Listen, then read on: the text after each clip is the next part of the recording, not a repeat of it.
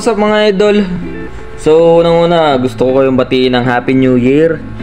Yan, saganang bagong taon. Sana maganda ang bungad ng 2024 sa atin, sa inyo. So, ang ating for today's video ay yung ating Rider 150, hindi natin na-videohan, no? New Year.